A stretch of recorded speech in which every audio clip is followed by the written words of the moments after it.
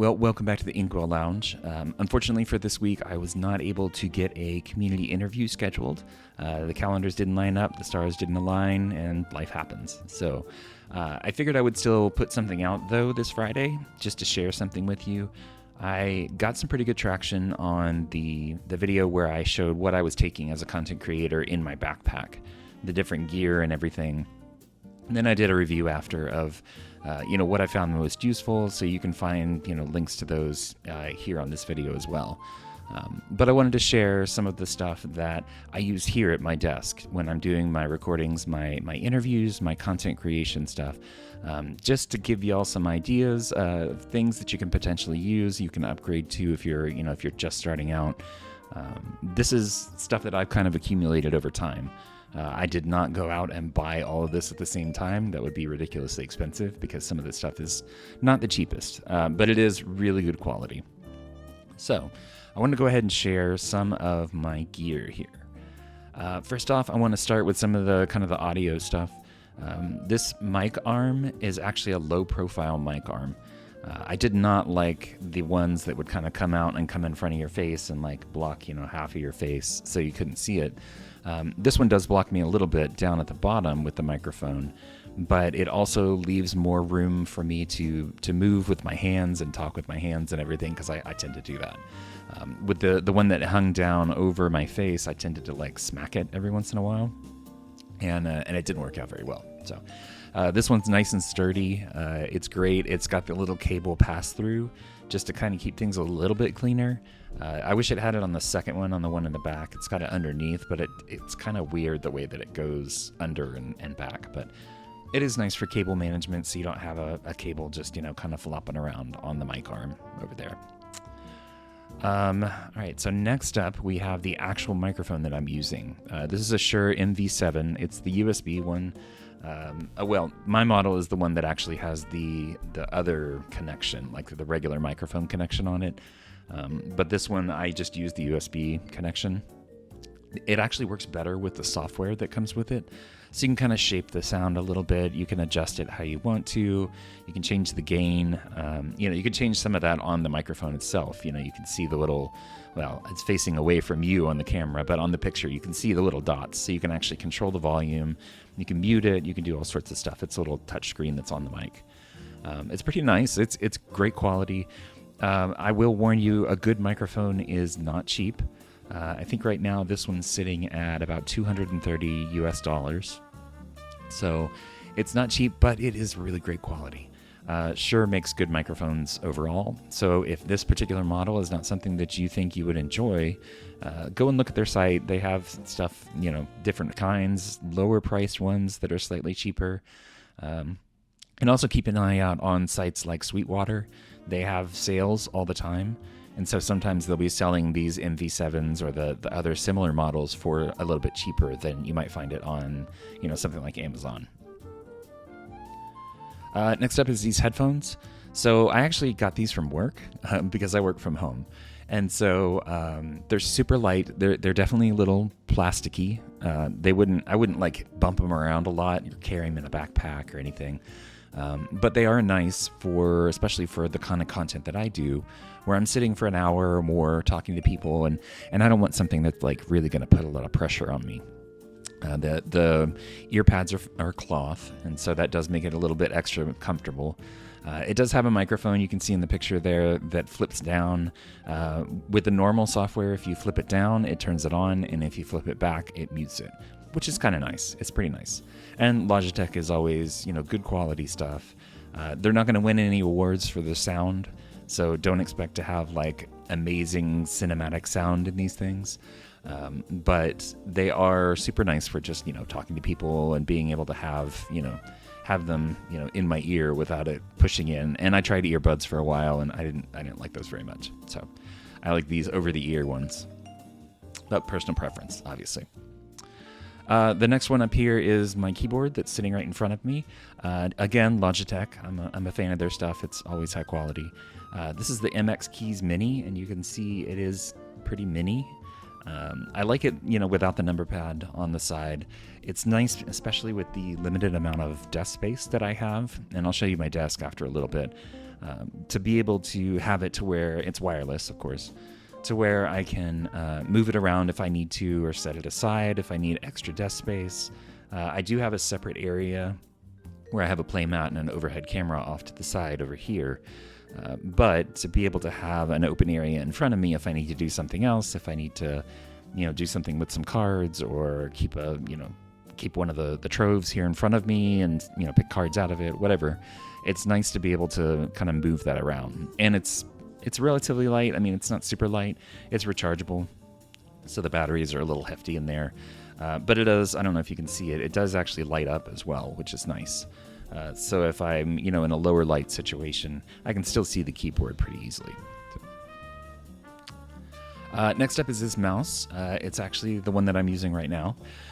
So again, Logitech. I know I sound like a broken record, but I do like their stuff, and they've always had reliable stuff, in my opinion. I've had a few that have been kind of not great, a few pieces of equipment, but on the whole, a lot of their stuff, especially their bread and butter, mouse, keyboard, headphones, like, regular consumer headphones, those things have always been pretty solid for me. So the one thing that I like about this, not only is it wireless, obviously it's Bluetooth, it has the little configurable buttons and everything that you can do on the side, but the best part is that it is actually almost completely silent. So if you hear, that's me clicking the mouse. I don't know if you can actually hear that on the recording, but one of the problems that I had early on was whenever I was using a mouse, like doing the video recording, versus just a trackpad on my laptop, the clicky sound, you could hear it in the background all the time. And so I wanted to not have to go back and edit that kind of stuff out and have to redo it every single time. And, inevitably there are things that you have to go and look up. So I found one, and I specifically looked for one that was a quiet one. And thankfully, the reviews for this one were correct, and it is actually really, really quiet. I even got some other ones for my work computer and one of my sons, so that they could have these, and they're really nice, they're really accurate and everything. Not that it really matters because I'm not doing gaming or anything, but it is nice to have it to where I don't have to hear those clicks whenever I'm doing the editing process. Next up is the camera. So this camera and the one that I have on my overhead setup over here, these are actually, mine are the Insta360 Link. They're a little bit older. I don't think they sell these directly anymore on the Insta360 site. But the nice thing about them is that they have a gimbal built into it, so that you can actually move it around if you want to, or you can even turn on face tracking. And so if you're moving around at your desk and you want it to kind of keep following you around, it actually does a pretty good job. And it'll keep your face in the frame and follow you around. It does have gesture things that are for it. So you can actually, I'm not going to do it because it would turn it on, but you can actually like pinch and zoom with your fingers, and it'll zoom the camera and zoom it back out, which is kind of cool. It's kind of interesting. I don't really have much of a use for it, so I usually end up just turning it off. But so the difference between the one that I'm using and the Insta360 Link 2 is that the Link 2 is 4K video. Which is great, it's super nice, and these things are super small. Let's see if I can. Well, I can't get the other one off. I already put it back on, but they're. Let's see. I will measure it with my fingers. So it's about this tall. I think the Link 2 is probably just a little bit taller, but they're super nice. They're super compact. You can pan it up and down, left and right.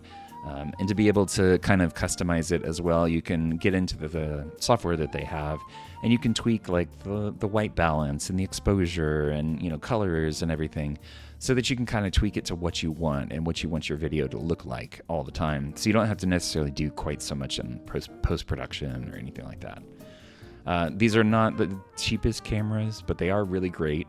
I've actually taken the small one here on work trips with me whenever I recorded some of my interviews, and I can take that, and I have a little tripod that's about that big that I take with me, and it'll actually make it so that I don't have quite so much to carry whenever I take my stuff, and I just have like a box that I take with me, basically. As far as lighting, so I have a Elgato key light, the professional one. I've been a big fan of Elgato stuff for a long time. It's always high quality, again, like the Logitech stuff. There are lots of different options. You don't necessarily have to go with Elgato for your lighting, but I just have this one, and it's the one panel that's actually right there, right in front of me.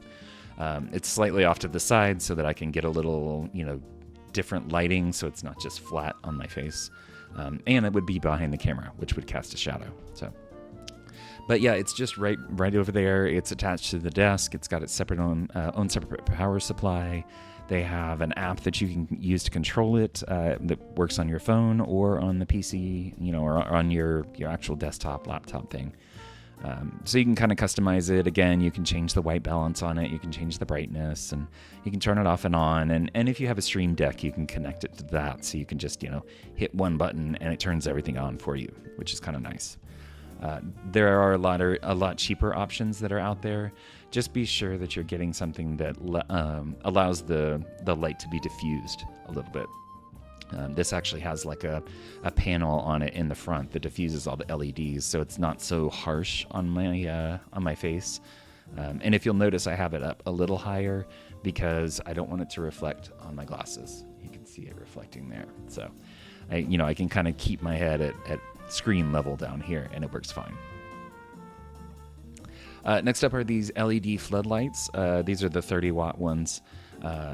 It actually comes in a 2-pack, the ones that I ordered, and there is an app for your phone that you can kind of customize it. You can change the colors. You can actually set it up to rotate through colors if you want something a little more visually interesting behind you. It's actually this back here, the blue light that you're seeing back there. That's the one that is one of these LEDs. It's super nice. I can just flip it on. I wish it worked with like a Stream Deck or anything. But it is nice to be able to just turn it on and have a little bit of something in the background. It just adds a little bit of depth to it so that like my shoulders and everything, it actually is, a hard barrier instead of kind of blending in with the wall a little bit more. It is super nice. You can actually even, hook it up to your phone and have it go on according to the music that's playing. And so it can kind of shift things around according to that, which is kind of cool if you're maybe you're streaming and you have the audio in the background. You could potentially play that through your phone as well, and then be able to have the lights kind of cycling through for that kind of thing. I did mention that I have an overhead setup over here. I probably should have set up my OBS so that I could flip over to it so you could see it. But I do want to share what the tripod is. It's not technically a tripod. They call it a tripod because other models of it actually do have the 3 legs, but this one doesn't. This one's actually really heavy duty. It's really nice. It makes it so that you can adjust it up and down pretty high, actually. And then the arm that comes out pretty far as well.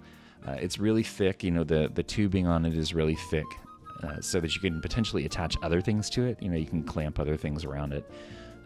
And it's heavy duty enough to where it can support a decent sized camera.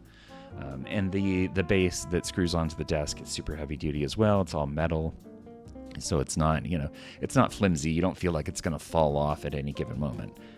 But it's really nice. I've got it with another Insta360 over here with the camera pointed down at the playmat, and I can kind of zoom in and zoom out depending on how much I want to show. If I'm doing like a pack opening or something like that, I can zoom in a little bit more so it's not the full playmat over there. My Encanto playmat that I love so much. I do. It's such a great movie. I love it. Anyway, we're not here to talk about movies. And then next up here, this is a small portable drive from Samsung, the T7. I actually got a 4 terabyte, it's a lot. Like, it's not the cheapest model that they have. But because I actually record on one PC and I do my editing on my Mac, I need to be able to move those files back and forth, obviously. And video files get pretty big, especially for, hour and a half kind of things. They are, 15 to 20 gigs sometime, depending on the resolution that it's being recorded at. So be able to have that where I can just plug it in. It's USB-C powered. There's not like a separate power supply or anything you have to worry about. And then just take that and run it upstairs. You can kind of see, it does come with a USB-C cable, but you can kind of see the size reference on it here. It's really not that big, and it's because it's an SSD, you don't have to worry so much about it getting bumped around.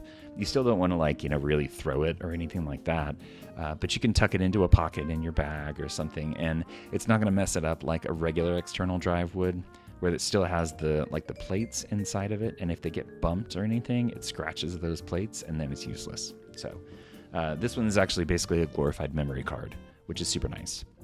And they have all different levels. I know one of the lower ones is a 1 terabyte, and it's definitely more affordable. But I found that filled up pretty quickly with a lot of the video files that I'm creating. So I mentioned my desk. I'll show you that again in a second, or here in a second. So my desk is not huge. It's not like a big L-shaped desk or anything. It's just kind of right in front of me. It's basically, if you think about the average computer or average monitor size, I could probably fit 2 monitors on it if I wanted to. Not the big, huge gaming monitors, maybe one of those, but 2 average size monitors. And so I didn't want the laptop to be taking up desk space. So I found these side laptop mounts that basically just kind of attach to the side of the desk over here, over on this side. And the laptop sits up and down with all of the ports and the power cables and everything going out the back. They are 2 separate things, so depending on how wide your laptop is, you can kind of space them out differently. But they're metal, they're sturdy, they're nice. I haven't had any problems with them. And it's super nice to also not have to pull it out from a dock from underneath the monitor or anything, and have the hassle of dealing with that. It's just, I can just lift it out real quick, flip it open if I need to. And I have it configured to where the laptop stays awake and it still uses this external monitor in front of me, this Dell monitor that I have, even though it's closed. And so it makes it super easy to be able to pull it out, and I have everything mirrored, so if something goes wrong on the laptop, on the external monitor, I can just do the same thing on the laptop, and it's pretty easy. So. If you're curious, the laptop that I'm using is actually a old Legion gaming PC. We did max it out with RAM, which does help to have a high amount of RAM, especially for working with video. But other than that, I think it's maybe 5 years old, something like that, which in computer terms is ancient, but anyway. But yeah, it's been great. A lot of it is just because I just do the recordings on it, that I don't have to worry so much about the overhead for things.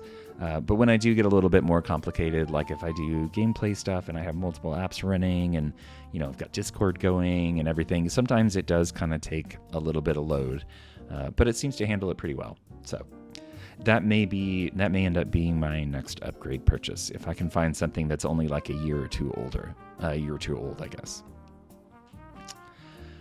So here's the desk that I have. So this one is actually one that I got at Walmart. They were having a sale. I think it was like a Memorial Day sale or something for this one. It is a standing desk, so I can adjust the height on it if I want to. I got it thinking, maybe I'll do some video standing up and to be able to kind of move around a little bit more versus sitting in my chair. But that has not happened yet. So it is actually really nice. It's not super heavy, but it's really sturdy. The legs are, full metal legs and everything. The plug is just a single plug to plug in the desk so it can go up and down. It has some memory settings, so if you have more than one person using the desk, or you have a certain height that you'd like if you're using this for work or anything, you can have the level of where you'd like to have it sitting down, and then the level of where it is standing up. So you can and it's just a single button there on the side. You can see it there where the headphones are hanging off on the side there. And finally, the bookshelf that's behind me is one of my latest additions. This is one that I got off of Wayfair. It's a decent, it's a good quality. It's not like, super high end or anything, but it is a good, solid bookshelf set.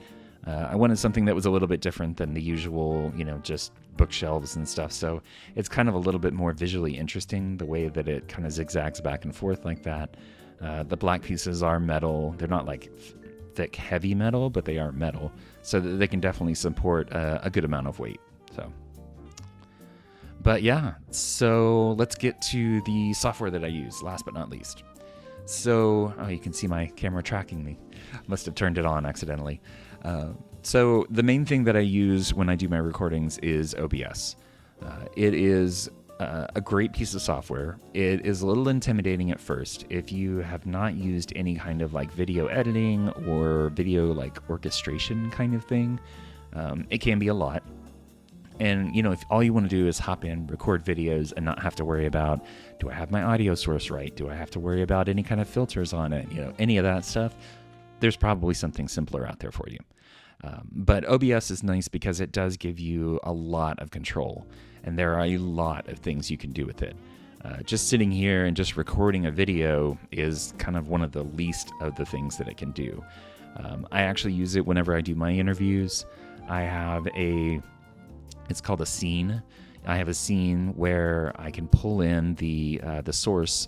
I use the Video Ninja site for recording so that I can get people to join. All they have to have is a web browser. Super nice. Thanks. Shout out to JDZ for that one. I really appreciate it. Works out really well. But yeah, I can pull them in as a source in a separate little source thing. And then I have my source, my local video, and my local audio, and it's all set up in a mixer. And yeah, and there's all sorts of different things that you can do with it. And there's tons of tutorials out there as well. So if you're really interested in it and kind of want to get up and get started with it pretty quickly, there's lots of stuff. Now, I will say, one thing to watch out for is to make sure and check the date on it. Because OBS has been around for a long time and it's constantly being developed and constantly being updated, some of those tutorials that are even like a year old, the UI doesn't even look the same, the features aren't the same, they've deprecated things. So make sure that what you're looking at is pretty up to date, and to be able to go in and actually get started pretty easily, and kind of once you get used to it, it's a little bit easier, and you have your certain things that you use, you set up your certain scenes and everything, and it seems to work pretty well. So, and it can export all sorts of video formats, and you can set it up. I actually have it set up right now to do a multiple source record. So if I have somebody coming in for one of my interviews, that's a separate source, and so it can record just their video as a source, and then I can use that separately instead of having to use just the final product, which is kind of nice. Speaking of editing, so there's actually 3 different things that I've been using. They kind of each have their own strengths and weaknesses. So on the far right is Adobe Premiere. That is, obviously the most expensive of them. It's the world-class kind of video editing software. It's, it can do just basically anything and everything, and it does, like OBS, it does take a little bit of getting used to. So, don't feel like, you have to be an immediate expert at it. There's a lot of bells and whistles that come with it, but honestly, there's also a lot of once you get the basic structure down and the basic flow of doing the editing, it's really not so bad. You kind of get a feel for it. You kind of understand how to make it do certain things. And again, tons of tutorials out there. But again, make sure of the date, because Premiere is regularly updated as well. And some of the older advice just doesn't work anymore. Like certain panels just won't be there anymore, or, a certain thing, like when you try to drag and drop something, it doesn't work as it used to. And so just check those as well. The VN is actually a free editor. They do limit the number of projects that you can have. They call them projects. So that you can you create like a new project, and then you can pick actually what layout that you want to use. So like if you say, I want to post it to TikTok or Instagram, you can change that in a little drop down, and it'll change the video size, the canvas for it, so that you can just drop your information, or drop your your source videos or whatever you want, your images, into there, and be able to have it sized correctly for it, which is super nice. It's kind of basic. It has the basic stuff. You can add text, you can add transitions, you can make things, change the opacity on it. The nice thing is that not only is it a desktop application, but they also have a mobile application for it, which is super nice. So if you want to do any editing on the fly, it's still just drag and drop. It's a little harder to use on a mobile device. just because you don't have the ability to like click and hold. You have to like tap and drag, and yeah. So it's good. I use it for a lot of the shorter stuff that I do, so that I don't have to fire up Premiere and make a whole new sequence for it. That's what they call them, sequences, the different videos and stuff. But yeah, it's nice to be able just to have something simple that I can fire up, drop a couple of images in or drop a video in real quick, and add an audio track and some text and call it good. So Premiere has been great for editing like larger videos. It could really handle those big long videos like the hour-plus ones that I do. But the VN editor actually kind of starts choking around about 45 to 50 minutes. It doesn't really like anything much longer than that. So if you're looking for just short form content and just want to do an editor pretty easily, that's a good one to check into. And like I said, it's free. So unless you upgrade to get more projects. Another editing one that I actually found super useful at the DLC in Milwaukee when I was walking around doing my roving reporter interviews was Capcut. I didn't want to have to wait until I got back to my hotel room at the end of the night and edit everything together and then put it all, post it all as like one video or multiple small videos. So what I did was during the day, I actually recorded my interviews on my phone. And then when I would have a break between rounds or between side events, I would just sit down. I would, put bumpers on either side, the intro and the outro, and then drop in my interview video, splice it a little bit, put the audio behind it, and then just set it to upload. It was super nice to be able to do it all just right there on my phone. And then I can set it to upload to Instagram and TikTok, and then I can go do other stuff because my phone is updating it and uploading it in the background. So then I don't have to worry about that. It's just one less thing for me to have to think about, especially if it is like a close call and I'm starting a next round on something on one of the side events. I don't want to have to sit there and watch it and make sure that it uploads. So thankfully the internet connection, the Wi-Fi and everything for both Milwaukee and Richmond has been pretty good. So the uploads don't take terribly long, but you also have, 2,000, 3,000 people all using the Wi-Fi at the same time. Sometimes it can't handle that. Even in the large conference centers, sometimes it chokes. And it did. In Richmond, it choked for a little while, and so I had to switch over to a cell and kind of get closer to the outside doors so that I actually got a decent signal for the uploads. The last one down there in the bottom left is Mac software called Pixelmator Pro. It's actually just it's image editing. So it's pretty basic. It's definitely cheaper than something like Photoshop, and it's a little less powerful. There's some things that I miss about Photoshop that I can't do in Pixelmator, but it is nice. I use it for thumbnails. I use it just for various images for the channel and for the for the website and everything.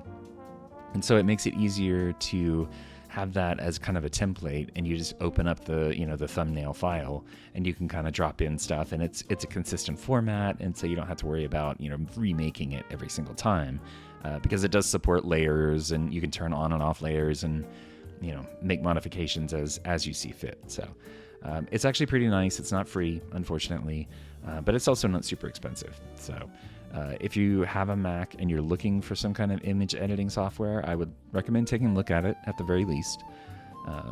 I don't use my PC, my Windows PC, for doing image editing, and so I don't have a recommendation on that side. I mean, you could always use Photoshop. That's cross-platform, but again, super expensive. So, but yeah. So that is basically all. Hopefully this has been kind of something that's been interesting for you. Like I mentioned, all the links are affiliate links. Well, almost all of them. Some of them, like the ones for Walmart and Wayfair, they are not affiliate links, but all the rest of them, the Amazon ones, are. But hopefully you found some of this equipment interesting. Let me know in the comments if you have any questions about anything. I'm happy to give pros and cons about any of this equipment, or try to compare it to other things. If you've got other things that you really like, let me know. I'm always interested to see how I can upgrade my system and change things up to make it easier and make it simple to make content and not have to worry so much about all the equipment and the gear that comes with it. So. Yeah, if you like this video, make sure to like and subscribe to the channel. I really appreciate it. It really helps me get the word out there and get those great community interviews to more people and some of this other content that I've been putting together lately. So thanks for watching, and we'll see you next time.